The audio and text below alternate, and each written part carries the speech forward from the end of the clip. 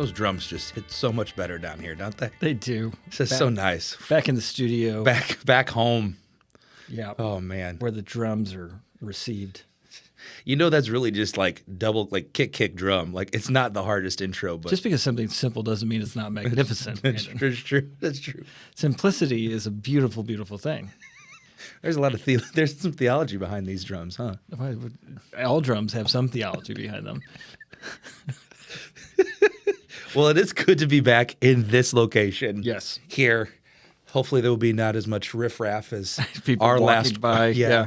Yeah. A little less of an active church this time around, you know. There's no books back here, so people can't see just how smart you. I wanted to hang up my degrees actually, but Tim said no. Those, just because Toys R Us gave you some frames doesn't mean you get to hang it up. You're just putting it. Yeah, that's right. Yeah, just because your mom says you're special. That's right. Yeah. Just because the library gave you a reading award in third grade doesn't mean we need to hang it up. That's right. Oh, man. So it's good to be back. We're going to do another episode here. We've been hitting on some things all year long. We try to do a lot of foundational stuff. Reading the Bible and praying and what is faith. Talk about sin. We just did. We talked about salvation, and we just had a great testimony from our friend Ethan, right? Who shared his journey, and we kind of touched a lot on the Trinity in that as well. Right, we did. Yeah. Definitely another podcast for another time. Absolutely. For sure. Yeah. Definitely. We're going to circle those wagons back to that at some point. But kind of peppered in some of these episodes of some of these foundational things, we've also had some more nerdy topics. Right? Yeah.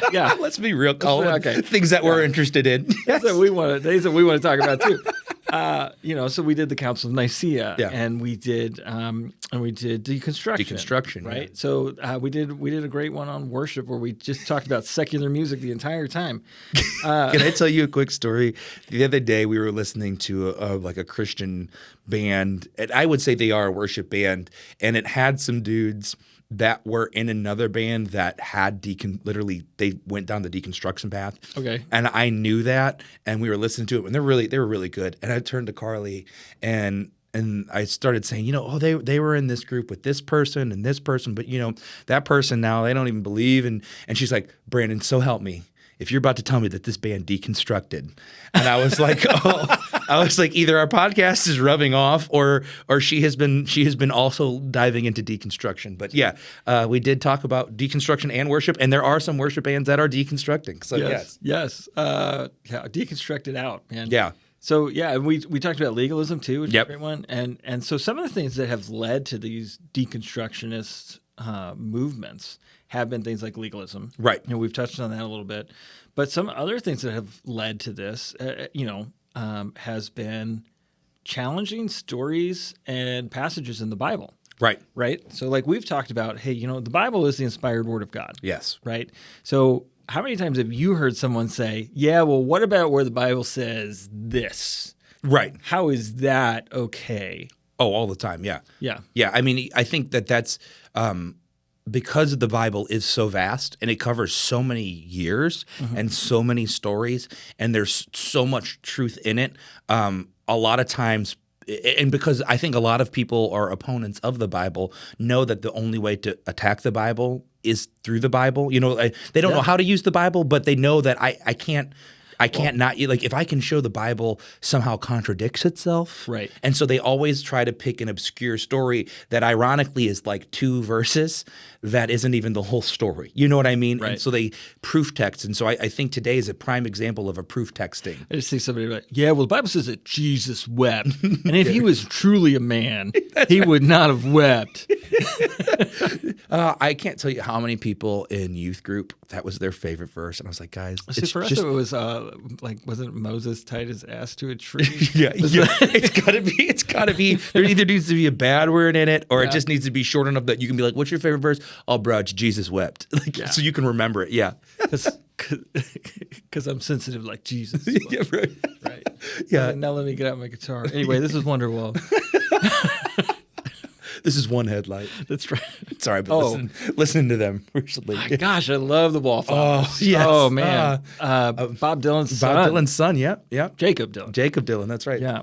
Gone before their time. They didn't die. They just broke up. Did they come back? Yeah, they had a reunion album not too long ago. Oh, man, I missed that. Well, Yeah. we're going to have to pull that back up. So Yeah, well, man, Wallflowers, great stuff. Okay, so more great stuff here is this story in the scriptures, in the book of Judges. We're going to talk about the story of Jephthah. Mm-hmm. The story of Jephthah can be problematic for some people. Yes. And we're going to kind of discuss why.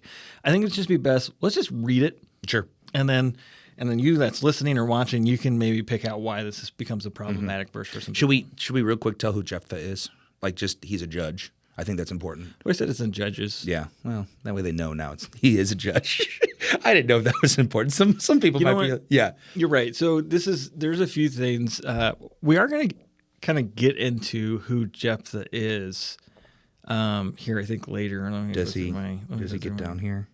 Is he down here in these notes? Did I miss this? No, yeah. So I do have some parts here about Jephthah. Okay. But something important to know about Jephthah is he was a judge of Israel. Mm-hmm. Which is before the kings. Right. He was asked to lead war against the Ammonites. Mm-hmm. And so he basically says, make me your leader. Yeah. And I'll do it. And Yeah. they said, okay. So he had originally been run out of town. Right. And then they brought him back because he was really good. He was really good at fighting. Yeah. Which is ironically kind of why he was running out of town, too. Yeah. Because he's kind of a jerk. Kind of a jerk. Well, his brothers didn't like him. Well, it's interesting. Like you have to kind of read into that. Sure. His brothers didn't like him because he came from a different mother. Yeah. And they didn't want him to take the inheritance. Yeah. Yeah. Exactly. So anyway, the story of Jephthah, and specifically we're going to look at here. His story really starts in Judges 10, but we're going to look at the problematic verse, which is Judges 11 and verses 29 through 40. Mm-hmm. All right. So now the Spirit of the Lord came upon Jephthah, and he passed through Gilead and Manasseh. Then he passed through Mizpah of Gilead, and from Mizpah of Gilead he went on to the sons of Ammon. And Jephthah made a vow to the Lord and said, if you will indeed hand over to me the sons of Ammon, then whatever comes out of the doors of my house to meet me when I return safely from the sons of Ammon, it shall be the Lord's, and I will offer it up as a burnt offering. So Jephthah crossed over to the sons of Ammon to fight against them, and the Lord handed them over to him. He inflicted a very great defeat on them from Aror to the entrance of Minnith, 20 cities, and as far as Abel Keramim. So the sons of Ammon were subdued before the sons of Israel. But then Jephthah came to his house at Mizpah, and behold, his daughter was coming out to meet him with tambourine and with dancing.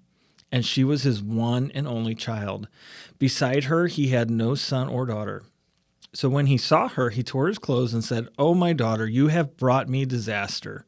You are among those who trouble me. For I have given my word to the Lord, and I cannot take it back."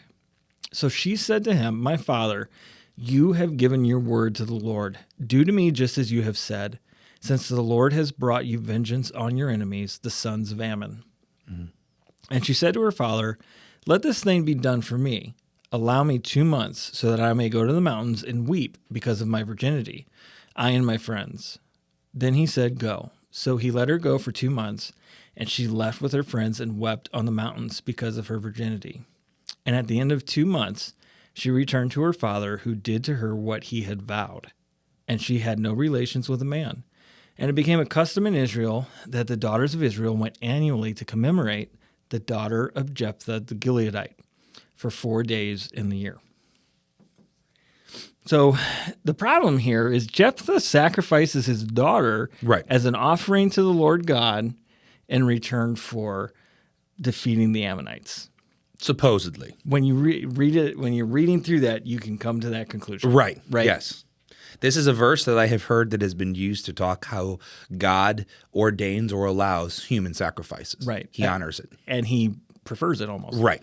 And it goes further than this, because Jephthah gets mentioned in the New Testament as well. Right. And Hebrews 11, which is kind of the Hall of Heroes chapter. All of the faiths, yes. So Hebrews 11:32-34 says, "And what more shall I say?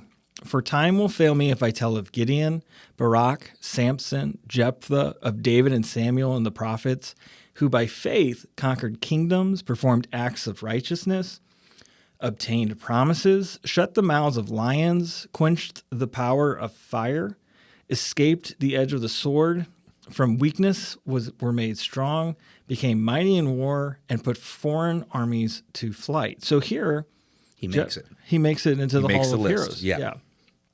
So this is going to raise some serious questions for us. And these are the questions that they're not really asked, they're more levied. Right. You know? Right. Yeah. Yeah. And the questions are ultimately, did God bless Jephthah for sacrificing his daughter? Yes. Yes, that's the question. Yes. Yeah. Sorry. That's the question. Yeah. No, I'm not Yes, answering. that's Sorry. No, about to throw this whole podcast out of whack. Yeah. No. And we're done. Okay. And did the author of Hebrews praise Jephthah for sacrificing his daughter? Right. So first things first, that we kind of have to address, we've already talked about it in previous podcasts. Go back and listen. Go back and watch it. Right. The Bible does not contradict itself. Correct. Right? And God does not contradict himself. Right.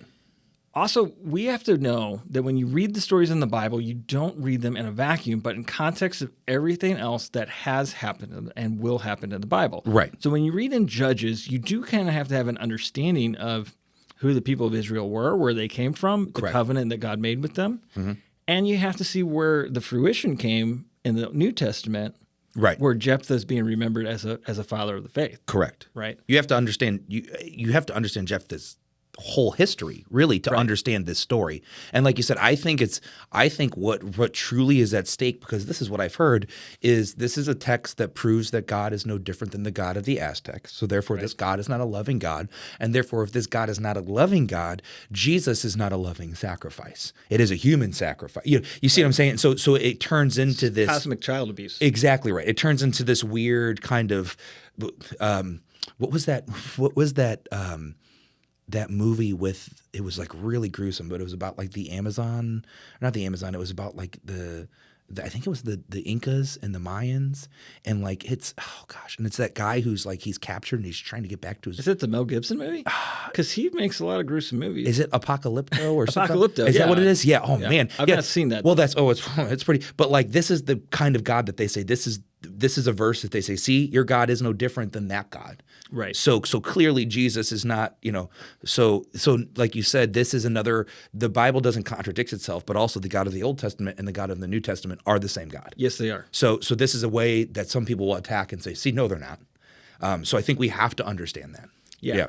Absolutely. So to begin to understand this, we first have to address what is God's view on human sacrifice throughout all of Scripture. Right. And for that, let's just read some scriptures. So Leviticus 18:21, God says, "You shall not give any of your children to offer them to Molech, nor shall you profane the name of your God. I am the Lord." Okay, so this is this one actually pairs with Deuteronomy 18:10 as well. "There shall not be found among you anyone who makes his son or his daughter pass through the fire." So this was something that was happening in the land of Canaan. Right. So they would sacrifice children. These were the Canaanites. Right. Okay. The peaceful people that had been burning their children alive for 450 years before God's judgment came upon them, and he drove them out with the people of Israel. Right. Right. Right.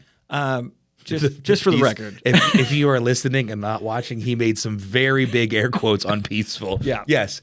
Those poor people who were slaughtering their own children. And this is the number one thing that's levied against them, right? Throughout all of Scripture, and this is also backed up by non-biblical texts that say 100%. In fact, one of these texts suggests that when they would go out and sacrifice these babies, so there was a couple ways they would do it. Sometimes they would just pass them through the fire, which would be to put them directly into an oven. Right. But the Molech one was even more sadistic, where it was like a statue, a metal statue of like a bull with its hands out. Mm-hmm. And it was an oven, and they would ignite it, and the metal would heat up. Ugh. And they would put the babies in the hands, right, and the children in the hands of it, and they would sear basically the child. The child. Right. And on days that this would happen, the drummers, and this was a misuse of God's most holy instrument. I was gonna say, well, you do not blaspheme the drums. Would come out and play as loud as they could to drown out the screams of the children. Sure. Okay. So God right here says to do this, to sacrifice your children, Right. Jephthah, is to profane the name of your God. Yeah, that's a no-go. That's a no-go. Yeah, but these were peaceful people. I don't know if people, a lot of people don't know this. The people that God quote unquote massacres in the Bible, they're not subjectively evil, they're objectively evil. That's right. They're doing horrible things. That's right. It would be like 2,000 years from now or 4,000 years from now, Right. people being like, but the Nazis weren't that bad. Yeah, right. Exactly. Exactly. Yeah, there's going to be someone who's going to defend them. Yeah, because that's what they're doing now. And so, yes, right off the bat, God is not a fan so far. Right. So far, we've got that in Leviticus and Deuteronomy. He is not a fan of child sacrifice. Jeremiah 7:31. They have built the high places of Topheth, which is in the valley of Ben Hinnom, to burn their sons and their daughters in the fire, which I did not command, and it did not even come into my mind. Right. This is not his idea. Right. God is not okay with this. Right. Jeremiah 19. I love how he said didn't even come to my mind. Right? Yeah. Jeremiah 19:4-7. Since they have abandoned me and have made this place foreign and have burned sacrifices in it to other gods that neither they nor their forefathers nor the kings of Judah had ever known, and since they have filled this place with the blood of the innocent and have built the high places of Baal to burn their sons in the fire as burnt offerings to Baal, a thing which I did not command nor speak of, nor did it ever enter my mind. He says it again. Therefore, behold, days are coming, declares the Lord, when this place will no longer be called Topheth or the valley of Ben Hinnom, but rather the valley of slaughter. And I will frustrate the planning of Judah and Jerusalem in this place, and I will make them fall by the sword before their enemies and by the hand of those who seek their life. And I will make their carcasses food for the birds of the sky and the animals of the earth. And praise God, good. Can I just say this is what a metal verse that is? It's so brutal. So brutal. Oh man. Yeah. The Valley of Slaughter is a Christian metal band if I've ever heard one. And then I will make their carcasses food for the birds of the sky and of the animals of the earth. I mean, but that just goes to show you the anger that God has for this unholiness. Right. But is that not just judgment for people who slaughter their born children? God is a protector and preserver of innocence. Yeah. He is the definer of it, right? I mean, He is innocent. And so anything is an affront to innocent, my goodness, yes. Yeah. Yeah. All right, so Ezekiel 23. I hope they get more brutal. Yeah. Ezekiel 23, 37-39. For they have committed adultery, and blood is on their hands. Which, by the way, adultery, when God talks about his people committing adultery, he's talking about them worshiping other gods. Yes. So they have committed adultery with their idols and even made their sons, whom they bore to me, pass through the fire to them as food. Again, they have done this to me. They have defiled my sanctuary on the same day and have profaned my Sabbaths. For when they slaughtered their children for their idols, they entered my sanctuary on the same day to profane it. And behold, this is what they did within my house. So again, God uses very specific. Like we started there with, don't do this. It's profane to me. Right. It's a very loving. Like, hey guys, this is not a good thing. Right. Yeah. Don't kill your children. Right. Yeah. Yeah. And then it turns to, I have never commanded you to do this. Right. In fact, I have never even thought of it as a potential outcome of human existence. Like, this is not my intention for you and your children. So if he hasn't thought of it, who has? See what I'm saying? Yeah. It's if it's not coming from God, where's it coming from? Exactly right. That's what he's saying. Yeah. Yeah. So, and it's also antithetical to his first covenant, which was be fruitful and multiply. Right. Right. So he's pointing this out, and then he's saying, look, because you're doing it, judgment is upon you. I'm going to wreck you. I'm going to wreck you. Yeah. It's going to be brutal. It's going to be brutal. And some people struggle with this concept of a good judge God. Sure. But should evil not be condemned?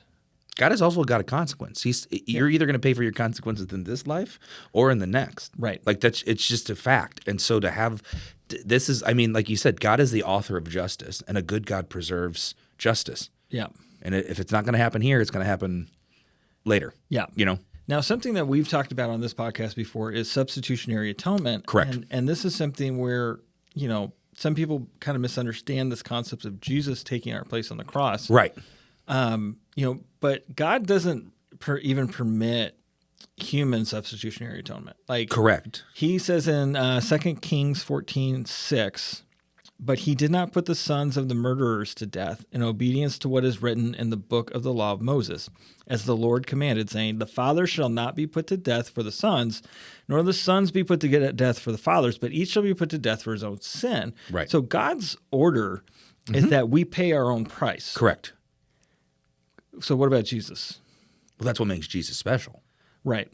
Right. Well, I think that's I think two things here. First off, we have to understand that even on the Day of Atonement, like the sacrificing Day of Atonement in Jewish history, right, there was never any talk of a human sacrifice being sufficient, right? It was a blameless lamb, right? So the criteria for a sacrifice to atone for all the sins of Israel was not a person.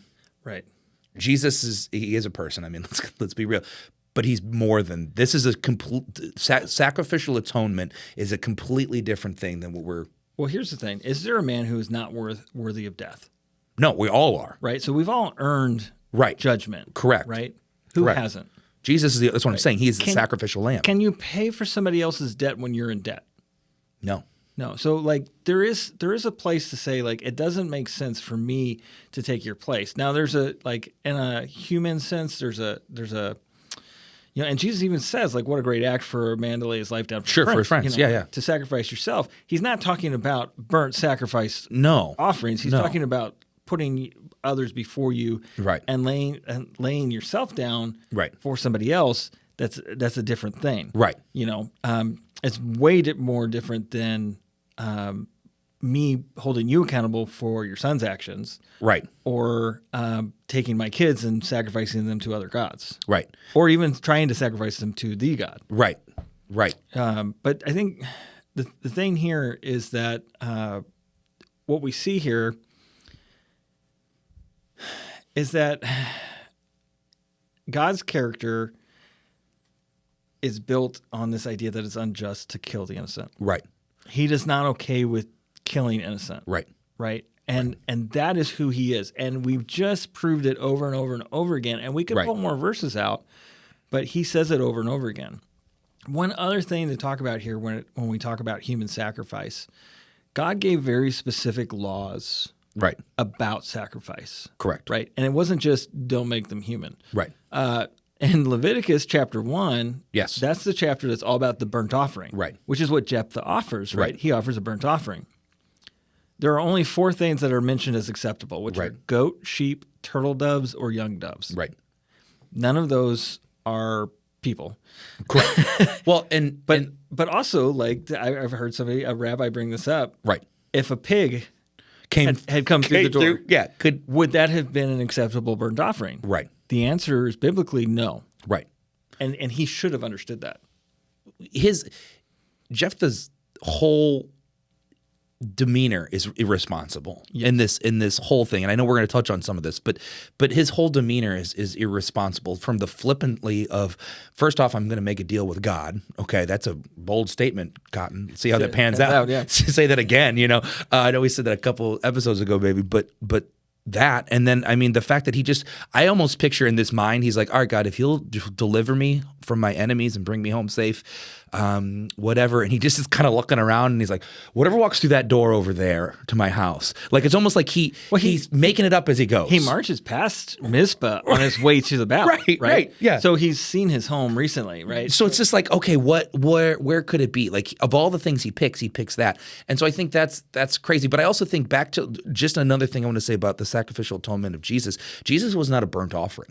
That's another truth. He was never burned alive. He was not a sacrifice in the sense of sacrifice. That we're the sacrifice that we're talking about today and the sacrifice that Jesus makes, 2 completely different things. His atonement was not a ritual sacrifice. Exactly right. Yeah, and it wasn't performed by the Jews, and it wasn't. Well, we can argue that, I guess. Technically, it was the Romans. It was the Romans who executed him, and they crucified him. So it was not. He was dead before his body was pierced. And beside that, he did that for both the Romans and the Jews. Yes. So we don't say those things to like No, shame not on to anybody. cast shame on anybody. No, because we're technically the Romans in this story. Yes. But I want that to be very clear, because when people come at this and say, well, see, Jesus is just a dad who's angry killing his kid. No. This is way bigger than that. Jephthah's just an idiot who sacrifices his daughter. And we're going to tell you, unnecessarily. Yes. Yeah, spoiler. Yeah. If you haven't caught on yet, we're not fans. We're not fans of what Jephthah does here. And as we're pointing out, we don't believe the Bible condones his actions. No, not at all. And I would even go so far as to say it's not that we don't believe that the Bible condones it. It's that when you read the Bible, it doesn't condone his actions. Well, look, if you just go back and you even read the story in Judges, everything after he makes that promise with God, there is no interaction between he and God. It's all him. It's all him at that point. So we don't even know what God is quote unquote thinking and or saying here. Let's be real. Neither is Jephthah. No. But what he does know is he's made this promise, and this is where he's got. But what we do know from everything else that has happened before Judges, right? So Leviticus, Deuteronomy, I couldn't say this. These all are prejudged books. Yeah. We do know that this is their stance on human sacrifice. Yeah. So even he should know that even this sacrifice is unacceptable. Yeah. He should know. He should know. Yeah. Now, there's some dilemma in there when you know who he is. Right. And he was technically run out of the land. Right. But still, who was around him? There should have been something here. So And he didn't hear her tambourine coming. Be real. He didn't hear that tambourine coming and be like, yo, stay inside. Like, don't come out. Like, it might have been one of those things where it's like, oh, it's my daughter. And then she comes out and it's like, oh, shoot. oh, shoot. Yeah. That thing that I said. Send Jeff out. Yeah. Send Jeff. Get Jeff out here. Jeff the pig. Okay. So let's talk about this now. Right. So we've talked about God does not approve of human sacrifice. No. And he had very strict rules in the Old Testament for what should be offered as a burnt sacrifice. Right. How does he feel about oaths and promises? Mm-hmm. Right. So, promise keepers, look out. I'm just kidding. All sorts of men raised in the 90s are now thinking yes. All right. So Numbers 30 verse 2 says, if a man makes a vow to the Lord or takes an oath to put himself under a binding obligation, he shall not break his word. Mm-hmm. He shall act in accordance with everything that comes out of his mouth. Mm-hmm. Now, this is an important.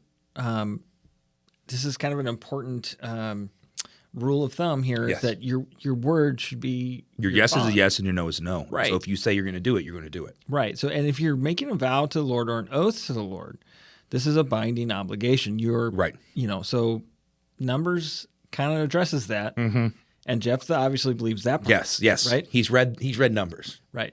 So God takes oaths and promises seriously. Mm-hmm. Right. Leviticus, he's a God of covenant. So right. Leviticus 19:12 says, you shall not swear falsely by my name so as to profane the name of your God. I am the Lord. Mm-hmm. So to swear an oath falsely by God's name is profanity. Mm-hmm. Were you raised, this is going to take us on a track just for a second, but were you raised in a home where you didn't do oaths? Yeah. Some evangelistical, like I was kind of raised in like a, hey, like don't make promises you can't keep kind of home. Yeah, no, I think that was very much, I can't remember any specific teaching, but I think that was definitely the idea that I was raised with, was that you don't. I was taught that swearing wasn't even bad words. Swearing was like swearing like, God, I swear I'll do this, or I swear to God, like that phrase there, that like even right now I'm like, oh, please don't. Yeah. Like that was a no-no. And that's where it comes from right there in Leviticus is don't swear on my name. Right, exactly. Yeah. Yeah, that definitely was something I learned. I don't remember it being a highlight though. Like I definitely didn't have it ingrained the way you did. Yeah. Yeah. Yeah. James 5:12. But above all, my brothers and sisters, do not swear either by heaven or by earth or with any other oath. But your yes is to be yes and your no, so that you do not fall under judgment. Right? Because again, we're seeing when you make an oath to the Lord, it's a serious commitment, right? And if you're not keeping your commitment, you're falling under judgment. Right. But you shouldn't be making these. Right. Like the judgment is that God says, I'll keep my end of the bargain if you keep your end of the bargain. No matter what, I'm keeping mine. Yeah. And if you don't, there will be like that's the whole story of Israel, right? Yeah. Is God keeps making a covenant, they keep breaking the covenant, so God says, "Fine, break the covenant. Let me show you what happens when you disobey, Yeah. or when you break covenant." And it's not even a God of punishment and wrath. It's a God of like it's like the Israelites when they're moving through the desert. If you follow my the pillar of fire at night and you follow the cloud during the day, you'll be safe. But as soon as you go off track of that, Yeah. to the wolves, Yeah. Yeah. It's interesting because like the covenants that he made a promise first. So he makes the promise to Right. Abraham, and then the covenant is the evidence of his promise. Right. Right. That he will keep his promise. Right. So like you don't need an additional oath. Right. And so Jesus covers this. Right, for sure. In Matthew chapter 5. So like we've kind of heard some of these other things, but let's hear from the mouth of Jesus. Right. Matthew 5:33 through 37. Again, you have heard that the ancients were told, "You shall not make false vows, but shall fulfill your vows to the Lord." Mm-hmm. But I say to you, take no oath at all, neither by heaven, for it is the throne of God, nor by the earth, for it is the footstool of his feet, nor by Jerusalem, for it is the city of the great king. Nor shall you take an oath by your head, for you cannot make a single hair white or black, but make sure your statement is yes, yes, or no, no. Anything beyond these is of evil origin. Yep. Mm-hmm. So Jesus is very clear. Like, you can't be more clear than this. Right. But he's basically says, first of all, don't swear by God. Right. But then he goes further and says, don't swear by the heavens. Right. Because that's where God Right. is. Don't swear by the earth because Right. God made it. Right. Like you can't even swear by yourself because you have no power. within Right. yourself. Right. So just say yes or say no. Right. I'll do the thing or I won't do the thing. Right. Don't make an oath. Which is funny, right? If you really think about this, what more promises do you need than God's promise? So why are you bargaining beyond God's promises? You want to know why? In my head, Yeah, because you're sensationalizing it. sure. You're super specific. You're super spitting it. I really think, yeah, exactly. Yeah. I really think that's what was going on with Jephthah. Jephthah was now puffed up. They had come out to him. We're going to get into this here in a minute, but Sure. they come to him and they're like, "We need you to lead the army. We need you to fight. Okay, well now I'm the leader of Israel, God's chosen people. Right. Now I'm going to go out and be Right. the leader, right? So, And that's his problem. And that is a big part of his problem. But here's another part of his problem. Like, I'm the leader of Israel, but he treats the God of Israel as if he's the God of Canaan. Right. Where he's coming out of. Yes. Right. So he saw God as transactional. Mm-hmm. I do this for you. You do this for me. This Right. is how the pagans did it. Right. This is something that sets God apart. Right. Right. So I do this and then you give me that. That's not how God is. God is covenantal and he's relational. Yes. He wants to work with you together. Right. And I think it's also interesting too because he has the gall, I'll say, to think that he can bargain with God, right? He comes into this not only saying, "Oh, this God is transactional," but I have the ability to tell God what to. Because this is what he's doing. He's saying, "God, if you will deliver me from my enemy and bring me home safely," meaning if you do this for me, I'll do this for you. Meaning it wasn't God coming to, and this is I think another important. This was not God coming to him, Right. and saying, "Here's my deal." This was him going. So that's a bold move, Cotton. Again, like this is there's so much boldness in this whole thing that it's almost like you read the story, and when you really read the story, as any good story, there's foreshadowing, and it's almost like this is foreshadowing. Like, man, this guy is just asking for something bad. Absolutely. So speaking of something bad, here's something else that needs to be brought up. Did you know he had a way out of this? Mm-hmm. So Leviticus 5 verses 4 through 6 says this: "Or if a person swears thoughtlessly with his lips to do evil or to do good, in whatever matter people speak thoughtlessly with an oath, and it is hidden from him, and then he comes to know it, he will be guilty of one of these things. So it shall be when he becomes guilty of one of these things that he shall confess that in which he has sinned. He shall also bring his guilt offering to the Lord for his sin which he has committed, a female from the flock, a lamb or a goat as a sin offering, and the priest shall make atonement on his behalf for his sin." So there's kind of a kind of a plan in place, Right? That if you've made an Because oath, God knows. that These if, people are idiots. They're going to do this. You realize that, oh, this oath I made is evil. Right. And it's also interesting. He says, even if they thought it was to do good, Right. Like, which I think in his mind, Jephthah does believe that. Yeah. He believes what he is doing is good. He is praying for, or he is, for lack of a better word, offering this deal with God for the betterment of the people he is now leading. But where were the people? Where were the priests? Where were the Levites? Where were the people? That's the whole book of Judges. Right? Where were the people? Yeah, right, yeah. Well, we're about to talk about that part. Like, somebody should have come to him and said, Jephthah, no. You don't have to do this. Don't do this. Yeah. Well, and not only that, he had 2 months. He had 2 months. He had 2 months. And everybody knew about it because they all went out and mourned his daughter. They had a celebration. It became a tradition. Yeah. Which, by the way, she's what's the female version of Jeff? She's Jenny. She's the Jenny of the story, right? She doesn't get a name, but yet she's got 4 days of mourning in Israel. Right. Right? Because if anybody in the story is good, it's her. It's her. Yeah. Jephthah makes some stupid decisions. Granted, he does hold his end of the bargain. But again, here you see he doesn't have to hold his. He's so dense that even when there's a way out, he's so set in his ways that he's like, well.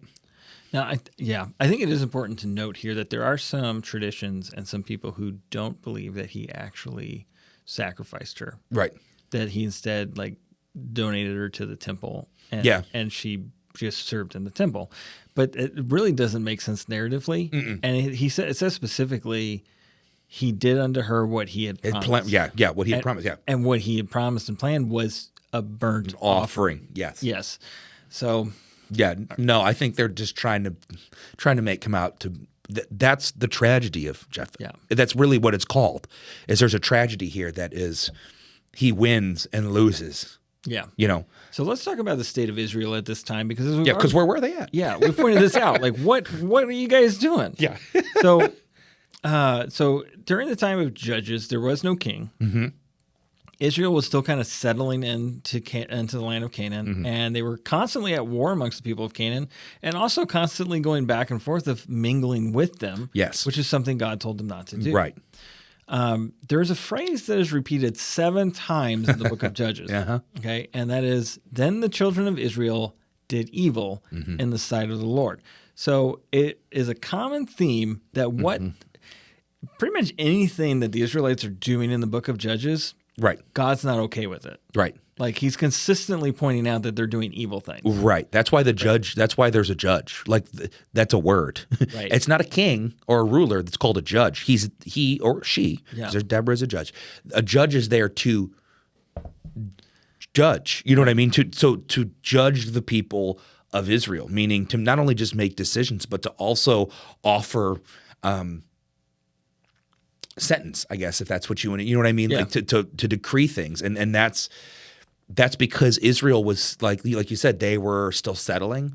They were in a land where they continued to intermingle, what they were told not to do, which, by the way, the people that they're intermingling with, those are the ones that were burning the babies, by the way. Right. You know what I mean? So like, this is God doesn't say these things because he's a cruel, vicious God, but God's not stupid, and he knows if you don't do these things, you will become just as wicked as they will be, and then I will have to deal with that wickedness. Right. And you don't want that. I mean, God. That's why Jesus is so awesome, because God is like, you guys, you don't want the wickedness. I will have to deal with your wickedness. It is his mercy and his grace that tells us to stay away from these things. 100%. Yes. And so we see that Israel did evil in the sight of the Lord.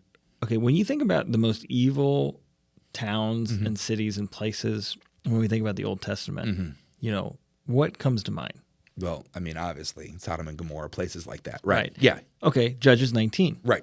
So in Judges 19, we see a civil war break out because of a town in the land of Benjamin, one of the tribes of Israel, because they repeat the mistakes of Sodom. Mm-hmm. And if you understand that story, so like it happened in Sodom when the angels came down to visit Lot, right? And the people came and they wanted to essentially have their way with those angels, right? and they tried to offer his daughters instead, or Right. Lot did, Right. and they refused, Right. and they struck them down with blindness, but they still tried to Right. do this thing, to do this evil act, right? And so God destroyed Sodom and Gomorrah. Do you know that in the Bible it actually talks about like them humping the home? Like, Yeah. it's pretty crazy. Yeah, it's Right? pretty crazy. This is how depraved Right, we were. right, yeah. So then we get to Judges 19, and here's Right. the bit of Benjamin. So this man and his concubine come into town, and again, gosh, why do you have a concubine? So he comes into town, and Yep. he's actually like, there's actually like some animosity between them, Right. You know, and he's upset with her. Well, when they come to town, the men of Benjamin come out, and they're like, hey, send that dude out here because we want to do the same thing the Sodomites wanted to do. Right, sure. And they said, well, take the concubine instead. And they said, okay. And she died from their actions, right? So then he takes the concubine and does some really weird stuff. Yes. But essentially he sends the word out to all the people of Israel. Yeah. This is what they did. Right. And so there's a civil war, and Benjamite nearly gets cut off. Like there's okay. My point in all of this is to say this was the state of Israel at the time of Jephthah. Right. They were not following God. Right. No, they were very hit or miss. And when they were missing hard. And it was only really the judges who kept them remotely on track. And as you see, it's only for a period of time, right? You know what I mean? Like every judge has a moment where they call Israel back. Yeah. And that's, I mean, how many judges are there? There's a lot. You know, I can't even remember. I should know this with all my school, but there's a lot of judges. There's more than two, is what I'm saying. So God gives Israel plenty of opportunity, is what I'm saying. Exactly. So then there's another phrase that comes up in the book of Judges, and that is, in those days there was no king in Israel. Everyone did what was right in his own eyes. And so what's interesting about that is they didn't do what was right. They did what they thought was right. Right. And this is a great distinction. We already know they did evil, but in their eyes, they thought they were doing right. Right. And what a great understanding of the world in general. I was going to say, it sounds a lot like today. Yeah, a lot of people think they're doing what's right, but they're not. Right. You know, and I think we have to approach people like they think they're doing the right thing. Sure. And not like they're purposefully wicked for the sake of being wicked. Sure. Most people are not evil for the sake of being evil. Sure. Most people think they're doing the right thing. Could you, and I'm going to make this argument, and it's going to be controversial, but I'm going to say it. Could you say that about some of the Nazis? That not everybody in Germany was evil, but that there was a brainwashing? That's a completely different topic. Podcast for another. I only say that because I say that I think that that's important to see Israel in that same light. That there was such wickedness that there were. It seems like the norm. It seems everybody's doing this. Well, this is the way. And so it was. So it wasn't that you were necessarily wicked. It was that society had become so wicked that you, now granted by your own free will, had a choice to be righteous, to choose righteousness or not, but just succumbed to the wickedness of the world. Yeah, well, you know what I mean? I think there's also something to say of this too. Is I think the people of Germany at that time turned a blind eye to what was actually happening. For sure. And and you could say, well, were they evil because they didn't participate? But right. Are they evil because they allowed like a sin of omission? They didn't do it. Right. And I think that is true. I think, and there's probably some footage out there and some photos of like when the German people were confronted with the truth of what was happening. Oh, sure. They were horrified. Well, some of them fled, right? I mean, not just because they were Jews, but they were literally Germans who did not. I mean, Dietrich Bonhoeffer is a prime example of this. Who runs Underground Rails. But I say that to say that the state of depravity was such that it was so seductive. Yes. To do evil, but still call it. I mean, I'm being real when I talk about it sounds a lot like today, right? That there are evil things that we call good because that society says it's good now. Right. Well, I think it's unfortunate. There are people who think that it's good to celebrate sexual acts in public. Sure. In front of children. Sure. 100%. Right. And you can go anywhere you want with that. There's multiple places you could go with that. Yeah. My point is that's not good. Right. Right. You should not want to do that. Right. But to like take pride in that and to say this is, this is good. That is the height of wickedness. So, but I think it's important to understand that on a level, these individuals think that they're right. Right. Well, I think that's why Jephthah doesn't have any help. Right. Because there's a whole constituent of Israel that should know the law and should say, hey, buddy, there's an out. There's an out, and it's very easy. Let's go get you a goat or a lamb or whatever it was. I think it was a lamb. Yeah. We'll have the priest. They'll sacrifice it. You'll be good. You'll get to keep your daughter. You'll get to keep your line because she's the only child he has. And as far as we know, we get no more beyond his line. Yep. But they were so far removed from what was right. Yeah. In God's eyes, that they were all like, man, that sucks. Like, good luck. Like, sorry. Yeah. Goodness. Yeah. We'll mourn her for 4 days. Right. So this statement, though, in those days, there was no king in Israel. Yes. Everyone did what was right in his own eyes. This pops up in two places. Judges 17:6, which is the story of Micah, who is making house idols for people. Right. So he's leading people into idolatry. Right. But he thought he was doing what was right. Judges 21:25 is is the second place, and this is when they just dealt with the people of Benjamin, and they realized they dealt with them too harshly. Right. Because they almost wipe them out. They almost wiped them out, and they're like, "Well, we're not going to give you our daughters to marry." Right. So what you need to do is go to Shiloh and kidnap women. Yeah. This was their solution, was kidnapping. Yeah. Right. So like, even the people who are combating evil are suggesting evil. Right. Right. Yeah. So like, and it is the last line of the book of Judges. Is this It's interesting. line. Yeah. It also comes up in Deuteronomy 12:8. Moses uses this line and describes what it's like to live outside of the covenant of God and outside of his rest. So even though they're in technically the promised land, they're living as if they're in the wilderness. Oh, 100%. Yeah. And that's what Moses says in Deuteronomy 12:8 is like to live as to do what is right in your own eyes is to live outside of God's covenant. Yeah, because everybody thinks that I guess people assume that they just got to the promised land and started Jerusalem and everything was, but no, what actually happens is the tribes begin to expand out and they're also fighting wars, right, along the barriers because they're still pushing people out in the land. These evil people who are burning babies. And it's the same problem that Solomon makes. And I know this isn't in our notes, but it's the same problem Solomon makes. Solomon gets in bed with way too many women. Yep.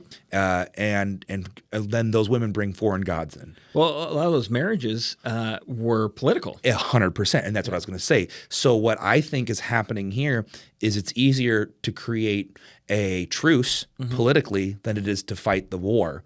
Yeah. But God isn't fighting political truces.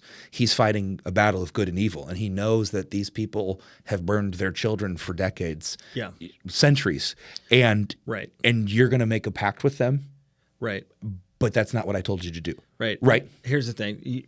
God's not wrong for destroying the people of Canaan. No.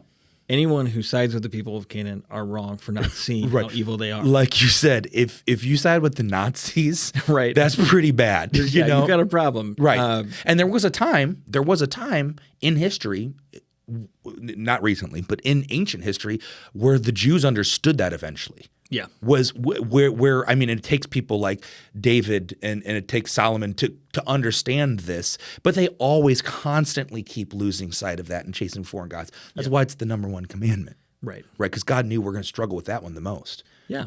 Absolutely. So anyway, I didn't mean to get us off track. No, we're fine. But let's talk a little bit about the state of Jephthah at this time. So we see in chapter 10 that Israel's turned away from God, as was the theme, and they are overtaken by their enemies, the sons of Ammon. Now, the people are looking for a judge to be raised up and deliver them from these armies and from these enemies. And so Jephthah was a Gileadite. Yes. His father was Gilead. But the thing about Jephthah was he was born of a prostitute. So, he's an outsider. Yeah. Yeah, not Gilead's wife. So Gilead is already messing things up for Jephthah, and he's already born into a not enviable situation. So because of this, his brothers cast him out and denied him an inheritance. Well, you don't deserve anything because you're not from the same mother. So he flees to the land of Tob, where quote unquote worthless men began to gather around him and follow him. So when we talk about why didn't anybody? Well, he picked some bad company. Which, by the way, the Benjaminites that enact this heinous act on this concubine, they are also described as some worthless men. Right? Yeah. So it's an interesting. Who are ironically the fighters. of Israel, right? The mighty men of Benjamin, they were left-handed warriors who could hit stones from. They had all these, so not only worthless men but good at fighting men. Right. Yeah. That's a dangerous combination. I know. So what ends up happening here is the elders of Gilead come and ask him to be their commander. Mm-hmm. And he says, okay, if the Lord will deliver the enemies into my hand, then make me your leader. Right. And they're like, yeah, okay. And then he tries to convince the sons of Ammon to turn back and leave them alone, but the sons of Ammon refuse. Right. Right. There's this kind of dispute about like who took the land and did they take it wrongfully and all right. that He kind tries diplomatic first. So he tries diplomacy. Mm-hmm. So at this point, Judges 11:29 says the Spirit of the Lord came upon Jephthah. Yes. And at that point, he begins to march toward battle. So I think this is really important. 100%. The Spirit has already come upon Jephthah. Yes. The promise was already, okay, so first of all, the promise is already there that this is the land of Israel. And that if you serve the Lord your God, he will deliver your enemies into your hands. Right. He will push them back and he will do it through you. Right. So the promise is there. He's already been appointed and anointed. Right. And now the Spirit Yes. of the Lord came upon Jephthah. Think about this. Yeah. So another judge that this would happen to was Samson. Right. The Spirit would come upon Samson. Imagine if the Spirit came upon Samson and he grabbed the donkey's jawbone and then he looked to the sky and said, Lord, if you will deliver these Philistines into my hand, I will murder every child. Like he already had it. He already had it. Yeah, this was a pointless oath that he makes before the Lord. Right. The Lord has already given him his favor. Right. So then he makes this awful vow. Right. So in Judges 11:32, Jephthah crosses over the sons of Ammon to fight against them, and the Lord handed them over to him. So the question now is, did God deliver them into his hands because of this vow? And as we've already said, nope. No. This is not how it happened. No. Right. He was going to deliver them all along. Right. God already had a covenant with Israel. He did not need a second thing. No. Jephthah wasn't going to change anything. Like he already received it. Like at this point, he was just the vessel. Right. Jephthah was barely a member of Israel, and he's been driven out of the land, and he only agrees to come even represent Israel in battle. Right. For status. He wants the title. 100%. Yeah. Right. He's surrounded by worthless men and bad influences. So perhaps when he's making this vow, as we kind of alluded to, he wants to appear more pious. Sure. Maybe he wants to appear the part. I'm the leader of Israel. I'm the leader of Israel. Yeah, sure. Do this, sure. Right? But at the same time, he's unaware of the Levitical laws. Right. Right. And he's surrounded himself with no one to. This is the first. This is what made Solomon great. I'm sorry, I've just been doing sermon series on Solomon. What made Solomon great? I mean, in the end, we know his decline was he didn't listen to his own advice. But what made him great was it wasn't his advice to begin with. It was all the Lord's advice. Right. Because he said, "Give me your wisdom, God," because I don't know. That's not the first thing he prays for. The first thing he prays for is something that God has already done.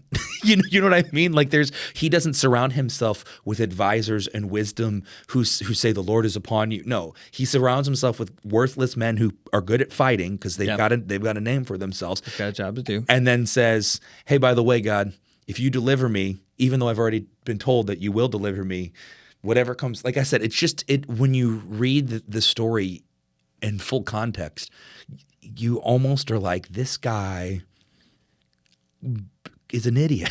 You couldn't be more wrong right. than Jephthah was at this time. Right. And what we see here is that God used Jephthah despite his imperfections and his evil nature. 100%. Not because of his evil nature. No, God did not honor this covenant. No. In fact, we don't even know if God, and I think we can surmise based on scripture that God would not have. Right. If he, as far as we know, Jephthah never consults the Lord after this ever again. Well, it's interesting because when we kind of hit the book of Judges and the people of Israel moving into this, we see a shift. And I think, again, this really is kind of summarized too in that story about the Benjaminites and how they reenact what Sodom did, is he's kind of moved on from he's kind of changed his relationship in this covenant of saying, I'm the God who will destroy the city, as to, I've made a covenant with you.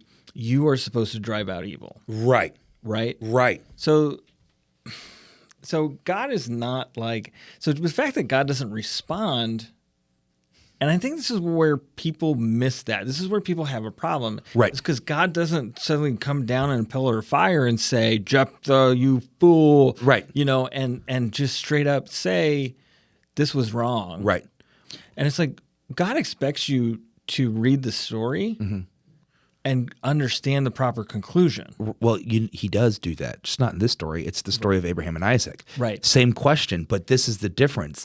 God tells Abraham, he makes the promise, right? He's the one who makes the deal. Abraham, sacrifice your son. He goes up, and what happens? He stops him. Right. He says, no, this is this is the inverse of that. This is if Abraham would have gone to God and made that covenant. Right. And then you see, like I said, there is a silence to God. And it's not a silence to God as in like God's doing nothing. Right. It's a silence is what the Bible is really trying to show us is the stupidity. He could have consulted God. He had a way out. I mean, there's a million things, but yet he never consults the Lord. And this is the thing that we need to take from this story as well, is that your disregard for who God is, and your desire to do as you see as fit is going to cost people their lives. 100%. And it's going to hurt people that you love, whether you want it to or not. 100%. Yes. Right? And that is what you should be taking from this story. Not that God will deliver your enemies in your hand if you promise to kill your children. Right. I just don't, how you can read the story and come away with that conclusion, I don't understand. Right. Well, especially because everyone mourns. Yeah. And that's a sign that, and what's interesting is it's a sign that they mourn the loss of innocence. Yeah. Right. Well, they technically mourn the fact that she never is able to fulfill her covenant. Her Right, covenant, exactly. which is to have a husband and Jenny never gets it, Yeah. Wow. Yeah. I think there's some truth in what you're. Well, there is truth in what you're not. There is truth in what you're saying. Is we have to be careful today in our own lives because a lot of us have made covenants with God that God has not made with us, but we have made it with Him. Yeah. God, if you give me this new job, I'll give it all back to you. Right. Right. Or whatever whatever it may be. But that is dangerous. It's very dangerous. That is a very dangerous. And I know you may mean well. I think he even meant well. Maybe he was trying to be pious. Maybe he was trying to play the part of a king. Because he does make it into he does make it into Hebrews. Yeah. He does get into the Hall of Fame, quote unquote, as someone who, because I mean, Jephthah for all his stupidity does follow through on his yes. Yeah.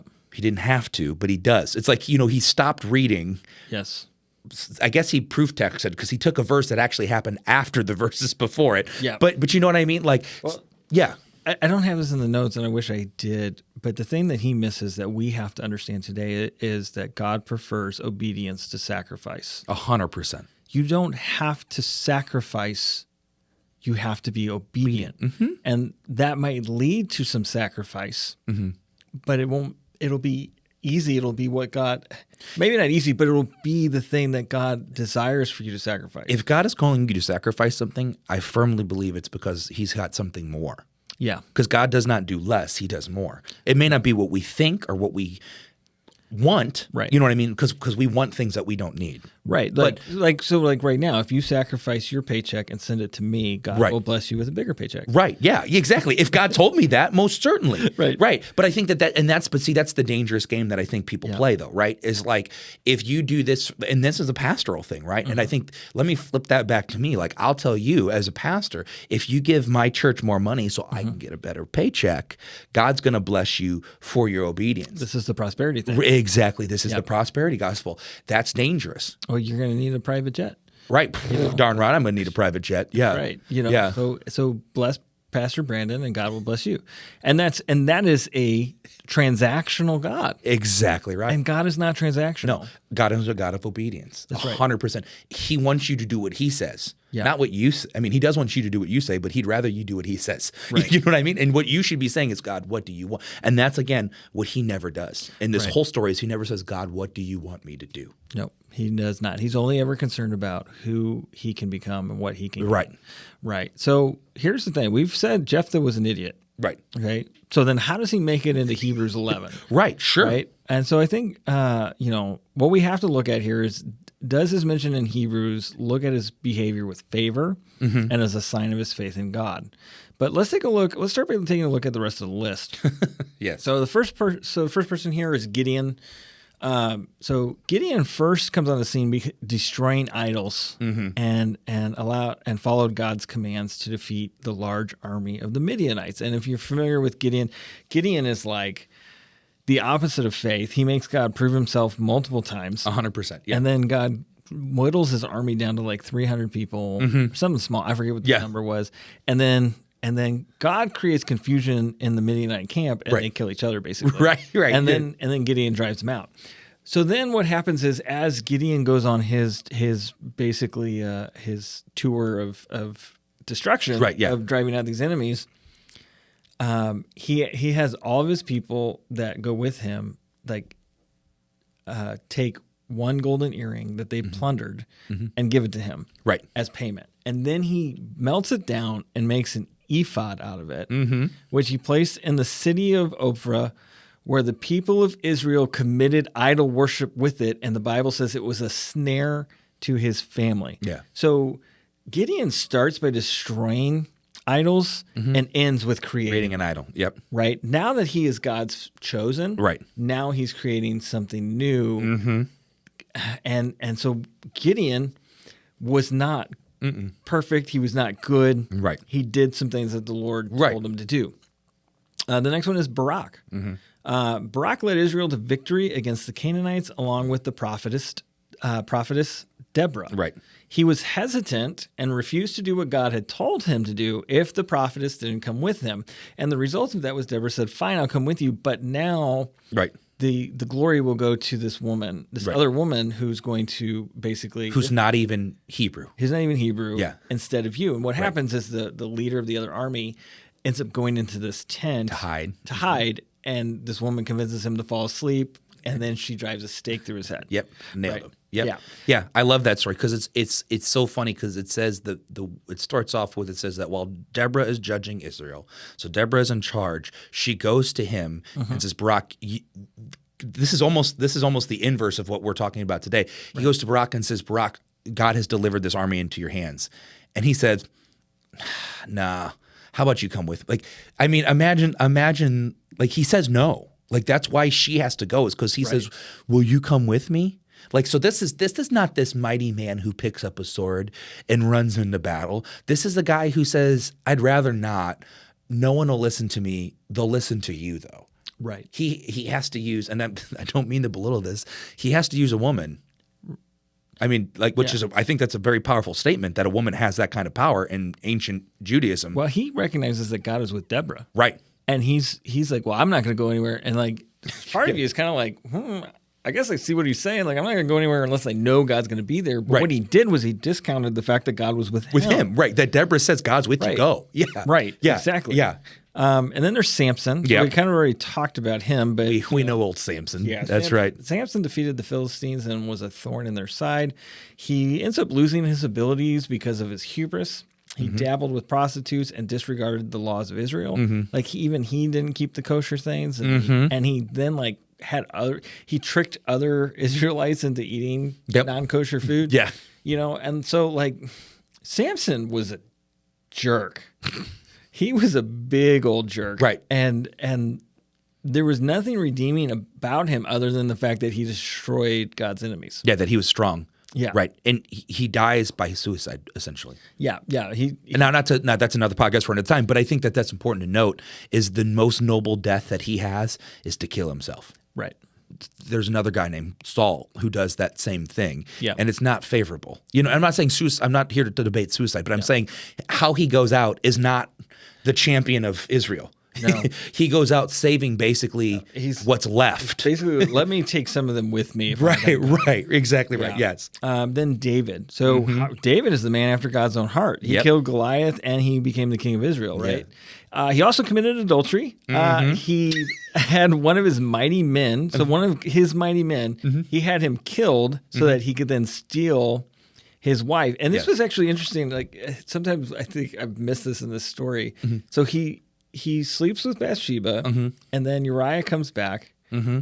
and then he's like, Uriah, you should go. Yeah, You should go sleep with your wife. Yeah, because if she's pregnant, then it'll think that it's your baby. Yeah, that's right. Yeah. So he tried, but Uriah is everything David is not in this moment. 100%. Yes. He's like, we're at war, Right. and I will not sleep until the people of God are safe. Right. And like that's how that whole story starts. Is like at the time that the kings went to war, David went to his roof and was bird watching. You know, right? Yeah. So he goes and then he gets Uriah killed. Yep. Sends them to the front lines and they retreat, but he doesn't retreat. Right. Because he doesn't get the signal. Yep. Right. Yeah. He purposely has him killed, steals his wife. He repents later. Mm-hmm. And then he's a terrible parent. He lets some of his children do some very awful things and doesn't punish them for it. Sure. And that leads to, was it Absalom? Mm-hmm. Leading a rebellion against him. Yep. Right. So like David was not perfect. No.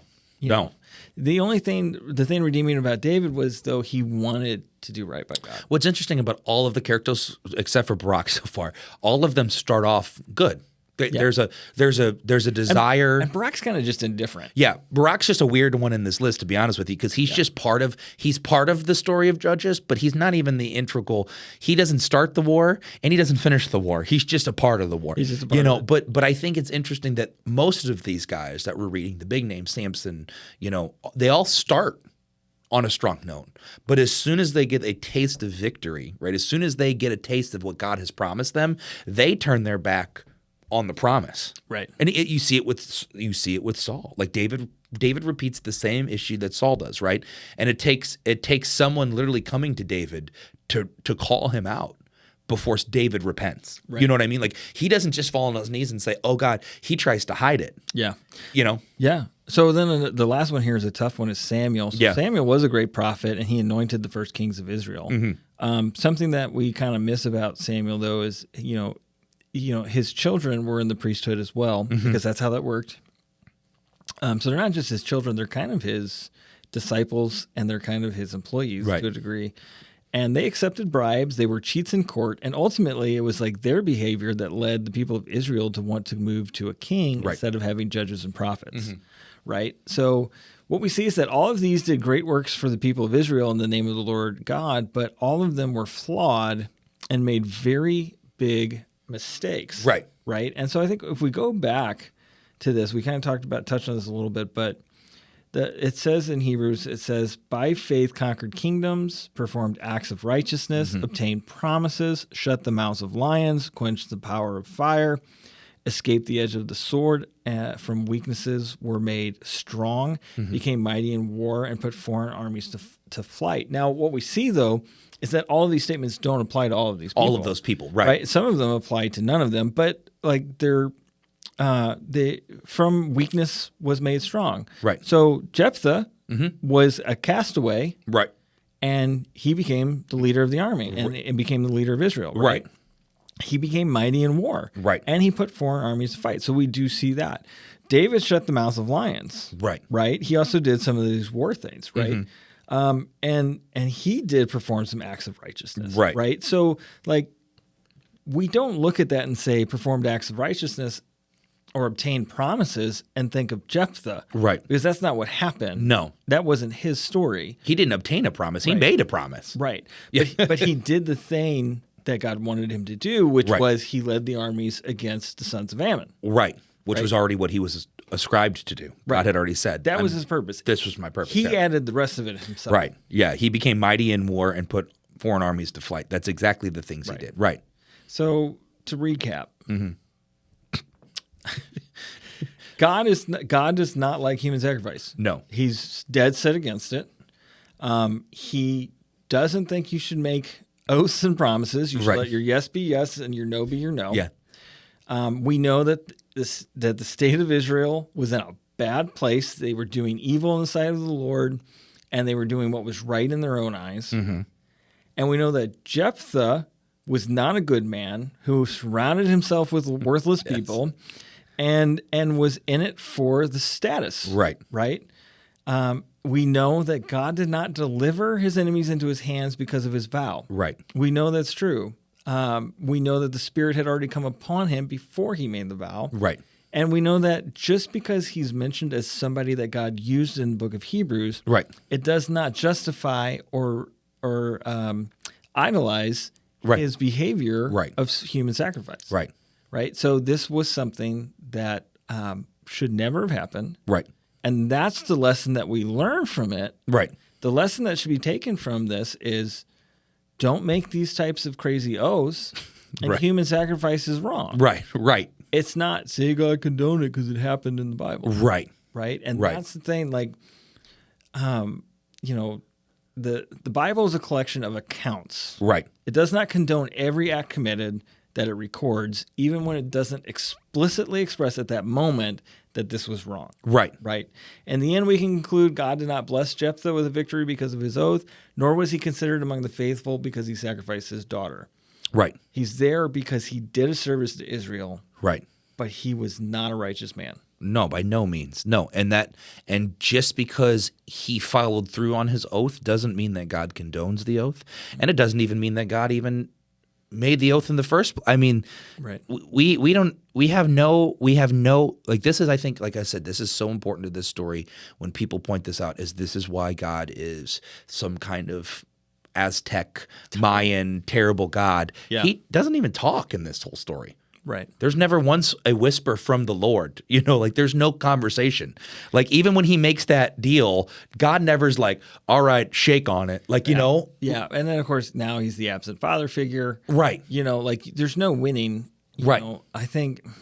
Well, but that's where this is the danger of free will. At the end of the day, God has given you the choice. Your choice has a consequence. You will pay for your consequence, either in this life or the next. Right. Jephthah paid for his consequence in this life. Yeah. He made a stupid mistake, and that's where he ended up. And I think that if this story teaches us anything, it is that not that our God is cruel, but that our God is kind. Actually, if you look at all of the stories of Judges, I mean, just think about how terrible Israel was. Yeah. And yet he still sends his son in the end.